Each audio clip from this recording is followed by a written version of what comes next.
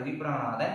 இதன் காரணமா வந்து பொசசிவ் ஆகிற மமிதா ட்ரெயின்ல ப்ரொபோஸ் பண்றது, மமிதா பயங்கரமான ஒரு காதலை வைக்கிறது, பிரதீப் மமிதா மேல இருக்கக்கூடிய அந்த ஒரு அஃபெக்ஷன், நான் வந்து சும்மா உன் மேலாம் இன்ட்ரெஸ்ட் இல்லை அப்படின்னு சொல்லி பின்னாடி வரக்கூடிய காதல் அப்படின்னு சொல்லி இவர் எதிர்பாராமல் நிகழ்ந்த அந்த ஒரு சம்பவம் அப்படின்னு அடுத்தடுத்து பிரதீப் ரங்கநாதன் இவருடைய லவ்வருக்காக என்னெல்லாம் பாடுபடுறாரு அப்படின்ட்டு தான் இந்த படத்துடைய என்டையர் ஸ்டோரி.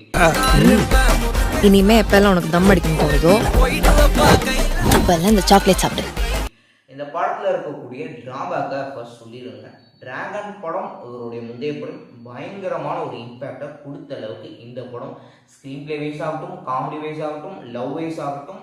லவ் அப்படின்றது வந்துட்டு மமிதா பிரதீப்புடைய லவ் இருந்தது.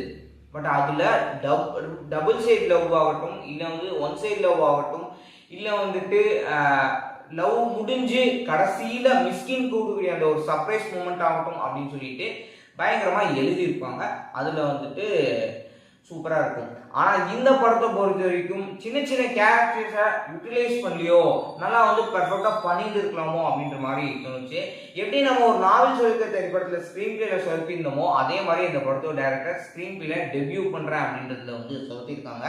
பட் அதெல்லாம் எதுவுமே கன்சிடர் பண்ணாமல் ஒரு ஆக்டராக வந்துட்டு எந்த அளவுக்கு இவனுக்கு ஹெல்ப் பண்ணி ஒரு இம்பேக்டை கொடுக்கலாம் அப்படின்ற விதத்தில் பிரதீப் ரங்கநாதன் சப்போர்ட்டிவாக நின்று ஒர்க் பண்ணி கொடுத்தது தான் இந்த படத்துக்கு 100% என்ன அதை விட பல மடங்கு பயங்கரமா எனக்கு பர்சனலி கனெக்ட் ஆகியும் நல்லா வந்து ஒர்க் ஆகிக்கக்கூடிய ஒரு படமா இருக்கு அப்படின்னே சொல்லலாம்.